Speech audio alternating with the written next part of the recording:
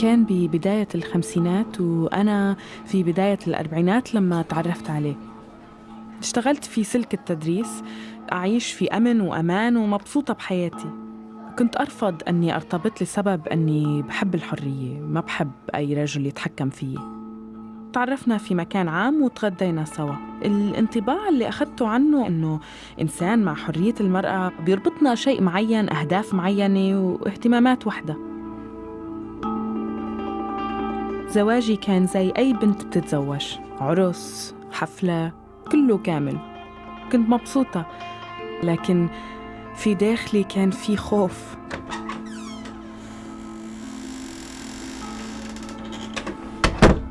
بعد ما تسكر علينا الباب اكتشفت بأني متجوزة شخص غير اللي أنا بعرفه. تصرفاته سوقية جداً، اعتبرني كسقط المتاع. خفت أني أرجع لبيت أهلي، الناس تحكي عن شرفي، رجعها أبصر شو شاف عليها من يوم العرس. فحكيت لا، أنا بدي أتحمل وأصبر، وكل بداية بتكون صعبة، ممكن أنه يتغير.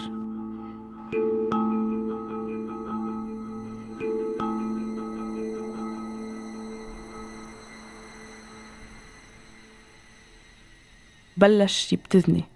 كان عندي ميراثي من والدي، أراضي وإلي أموال سائلة موجودة بالبنك. كنت عايشة مع زوج ومأمنة إنه هذا زوجي، إنه بيخاف علي وبيغار علي، لكن اكتشفت بأنه كان في كاميرات في كل أنحاء البيت. وين ما كنت انتقل، في المطبخ، في الحمام، في غرفة النوم، وين ما كان في هاي الكاميرات ترصد حركتي في كل الأوضاع. بالفيديو اللي وصلني بظهر أنا مع زوجي عارية وأمارس معاه الجنس. حكالي إنه أنا كنت أصور وهاي صورك، اشتري سمعتك أحسن ما أنشر لك إياها وأفضحك وأخليكم بعديها تدفعوا كل اللي فوقكم واللي تحتكم مقابل إنه أنا أسكت.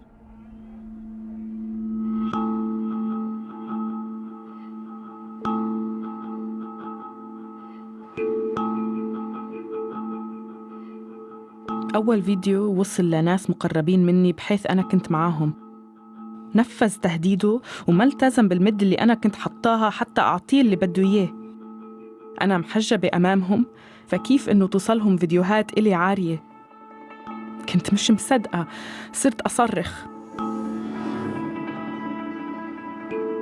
فقدت عملي نتيجة إنه هاي الصور وصلت لهدول الأشخاص اللي أنا أعمل معهم. ما قدرت إني أبقى، أنا تركت. لغاية الآن أنا مش قادرة أجد أي فرصة عمل أعيش منها، مع إني معاي شهادات تأهلني إني أشتغل في أحسن وظائف. عائلتي وأصدقائي ساعدوني كتير، وقفوا معي.